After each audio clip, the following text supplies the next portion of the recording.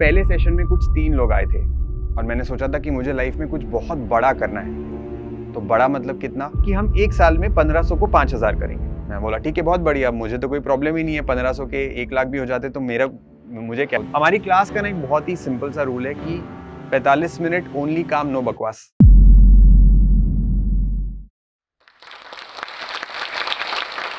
अगर मैं आपसे एक सवाल पूछूं कि एक ऑनलाइन योगा इंस्ट्रक्टर कितने लोगों को योगा सिखाता होगा, तो आप शायद बोलोगे 50, 100, 200।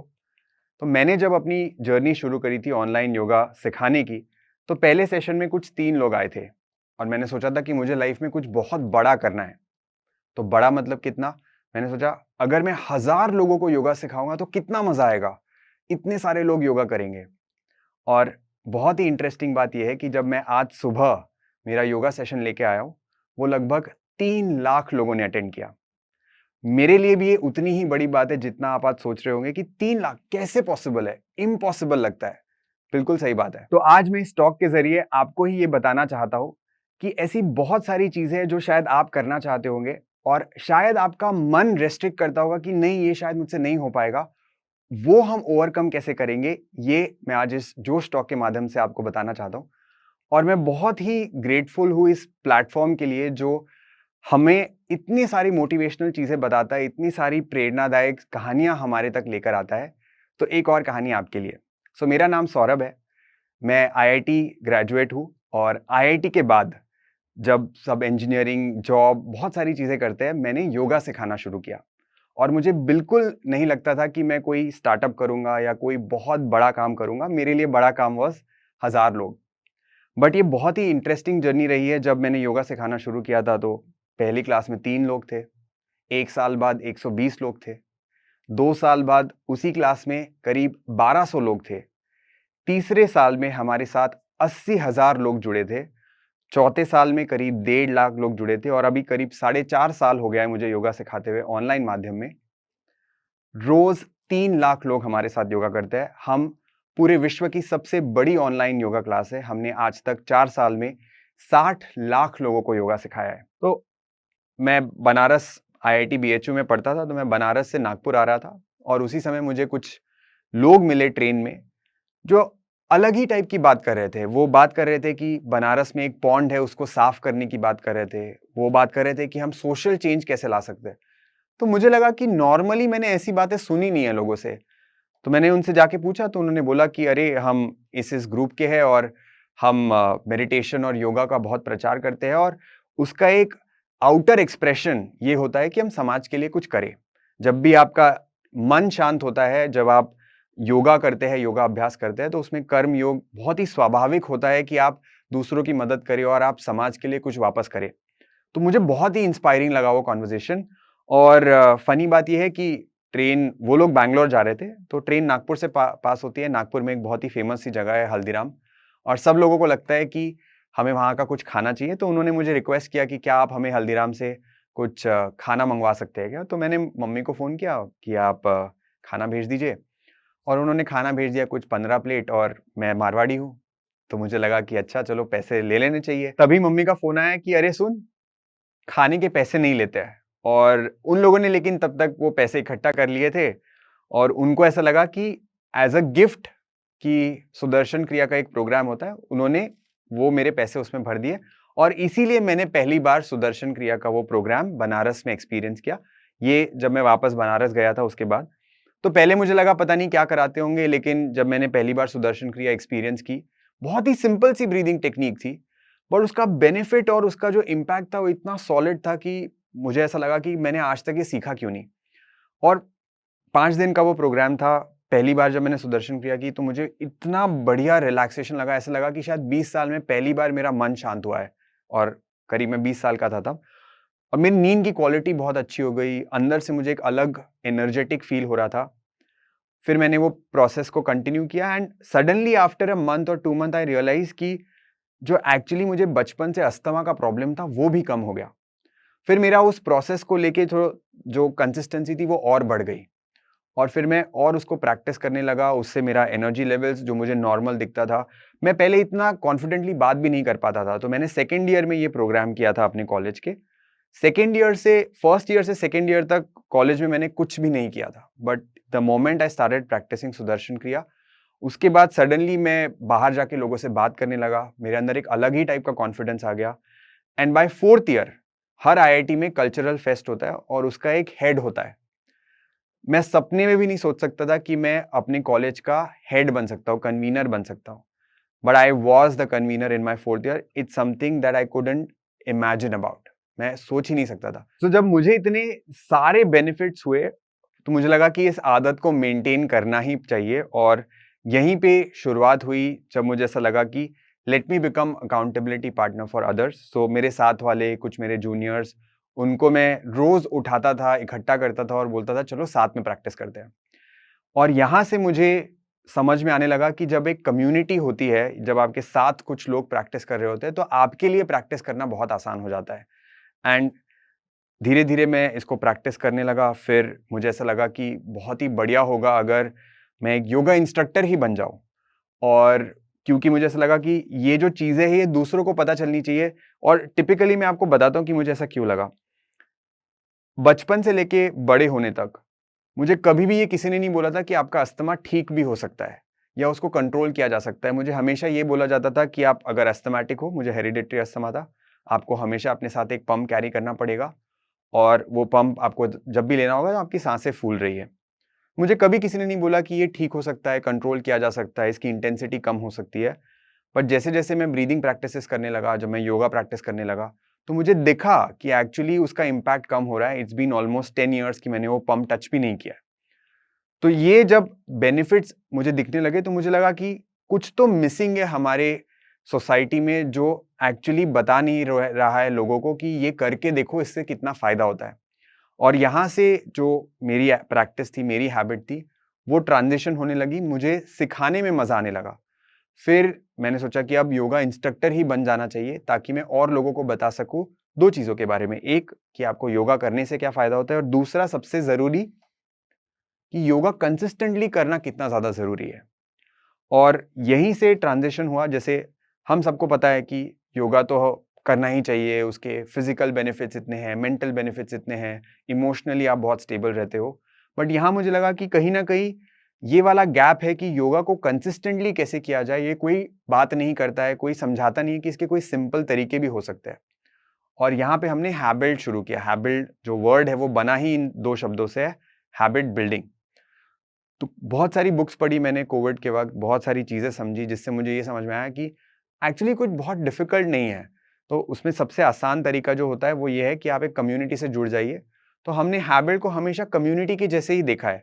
हमने कभी नहीं देखा कि हैबिट कोई बहुत बड़ा स्टार्टअप बन सकता है, या इनफैक्ट इंडियन एक्सप्रेस ने जब हमें कवर किया था तो उन्होंने यही कहा कि एक एक्सीडेंटल स्टार्टअप है। तो हम अपने आप को स्टार्टअप जैसे आज भी नहीं मानते। वो अलग बात है कि वो इतना बड़ा हो चुका है कि हम 250 लोग हैं आज टीम में, और इतना मैसिव स्केल पे उसका इम्पैक्ट है। लेकिन ये हमेशा मेरे लिए कम्युनिटी ही रहेगा। ऑफ कोर्स मैं नहीं चाहता था कि ये बहुत बड़ी कंपनी बने या ऐसे कुछ, बट मैं आपको थोड़ा सा जर्नी बताना चाहूंगा कि कैसे एक्चुअली ये पैन आउट हुआ, कैसे एक्चुअली बना। सो मैंने जब शुरू में सिखाना शुरू किया, 3 लोग आते थे। फिर धीरे धीरे मैंने स्टार्टिंग में करीब 4-5 महीने तो फ्री में ही योगा सिखाया, and I always wanted to be like कि मुझे चार्ज नहीं करना है। तो हमने 4-5 महीने जब फ्री में योगा सिखाया तो 3 से 50 लोग हो चुके थे। अब मुझे रियलाइज़ हुआ कि 50 लोग किसी दिन 60 हो जाते हैं, किसी दिन 10 हो जाते हैं, किसी दिन 20 हो जाते हैं, और एक्चुअल बेनिफिट मुझे इतना दिख नहीं रहा था लोगों में कि लोग बोले कि अरे मुझे ये फ़ायदा हुआ है। ऑफ कोर्स थोड़ा फ़ायदा हो रहा था, बट वो कंसिस्टेंसी कहीं न कहीं मिसिंग था। So then one of my friends, hear me out, this is very important here.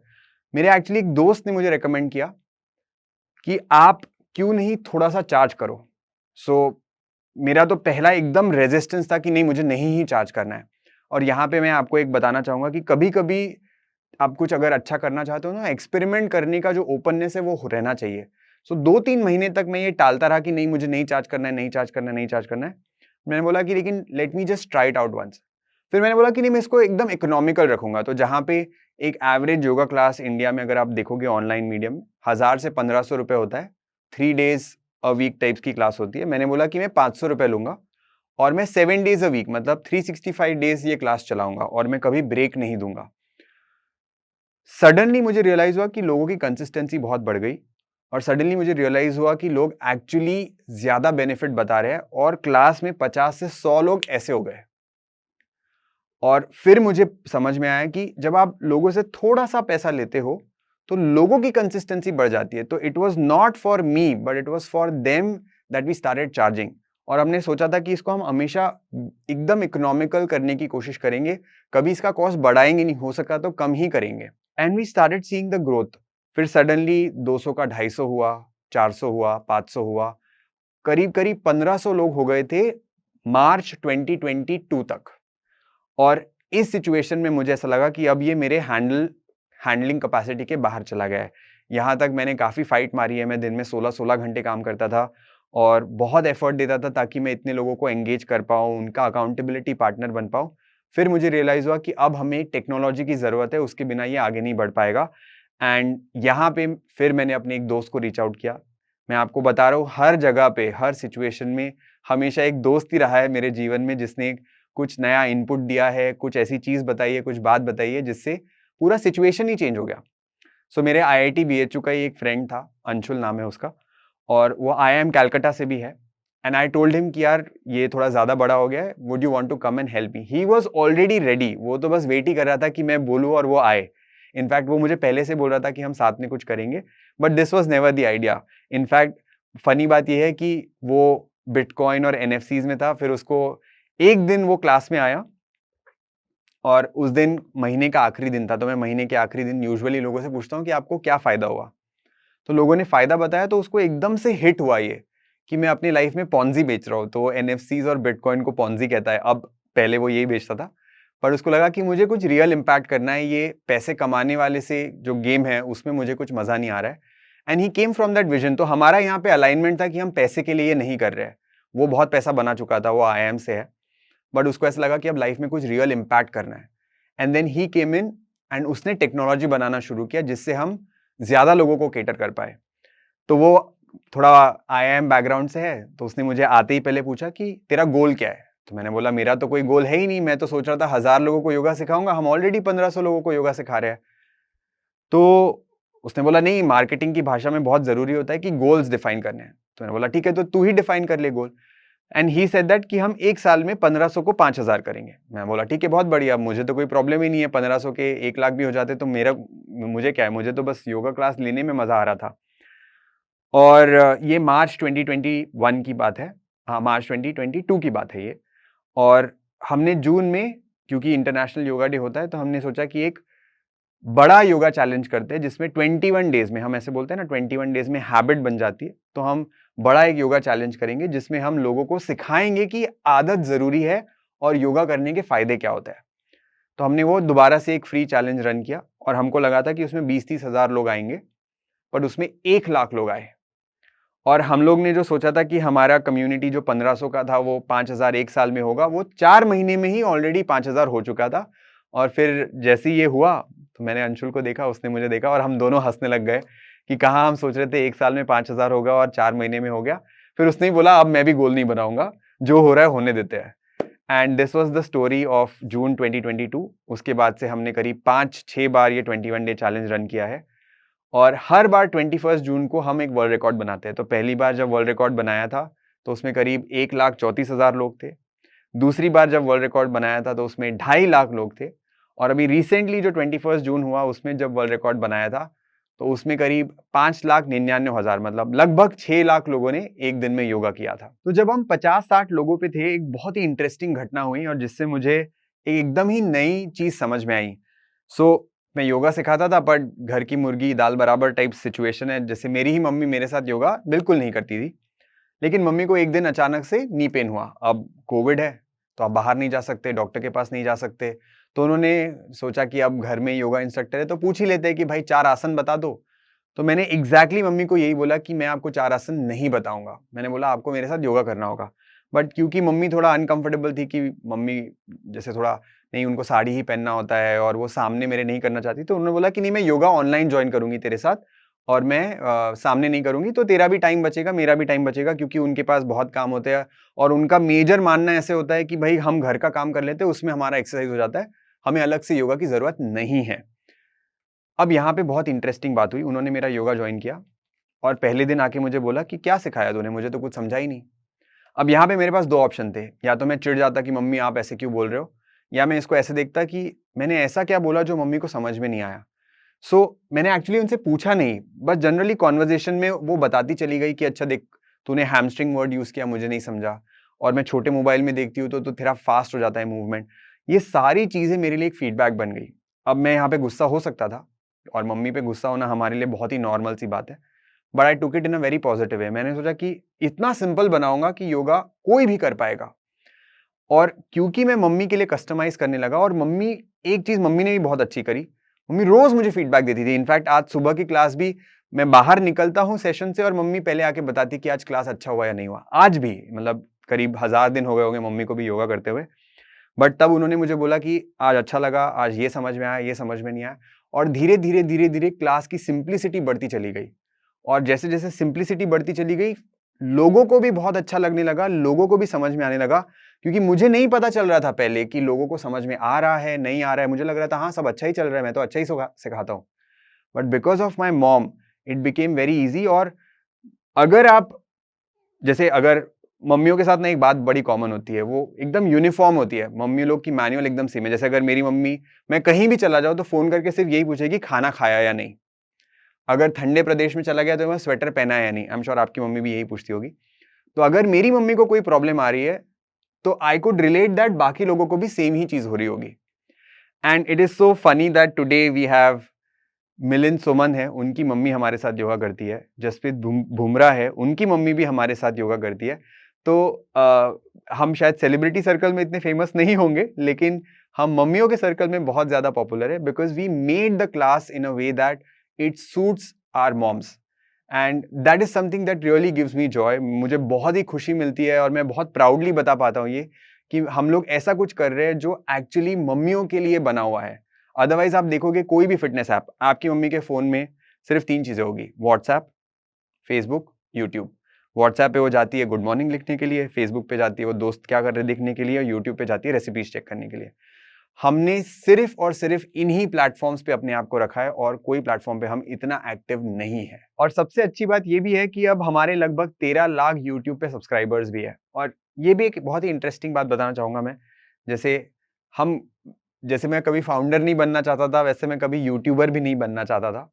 मैं हमेशा एक योगा इंस्ट्रक्टर और एक अकाउंटेबिलिटी पार्टनर तक ही सीमित रहना चाहता था, बट क्योंकि कम्युनिटी का रिक्वायरमेंट था, अब मैं बताता हूँ रिक्वायरमेंट कैसे था। हमारी क्लास का ना एक बहुत ही सिंपल सा रूल है कि 45 मिनट ओनली काम, नो बकवास। मतलब मैं चाहता ही नहीं हूं कि मैं उसमें आपको आसनों के नाम बताऊं, ये गिनवाओ, बेनिफिट बताऊं ताकि आप मोटिवेट हो। नहीं, मोटिवेशन की कोई जगह नहीं है हमारी क्लास में। हम पूरा हैबिट्स पे फोकस करते हैं। बट मुझे लगा कहीं ना कहीं कि मैं एक्सप्लेन नहीं कर रहा हूं, मैं जस्टिस नहीं कर रहा हूं। लोग जानना चाहते हैं, बहुत सारी चीजें हैं जिनका एक्सप्लेनेशन उन्हें नहीं पता है, और क्लास में मैं बिल्कुल नहीं करना चाहता था ये। मैंने सोचा कि क्या करते हैं, फिर YouTube के माध्यम से हम लोग ने वीडियो बनाना शुरू किया जिसमें हम सिर्फ इंफॉर्मेशन और एक्सप्लेनेशन देते हैं। तो YouTube में मान लीजिए किसी को पूछना है कि भाई खाने में क्या ध्यान रखना चाहिए, अब मैं क्लास के बीच में अगर वो बताता तो हमारी क्लास की प्रैक्टिस मिस हो जाती। फिर हमने उसका YouTube वीडियो बना दिया। फिर मुझे उनको एक्सप्लेन करना था कि ब्रीदिंग के बेनिफिट्स क्या होते हैं और ब्रीदिंग इंपॉर्टेंट क्यों है। क्लास में इट्स ऑल अबाउट प्रैक्टिस, तो फिर मैंने उसका YouTube पे वीडियो बना दिया।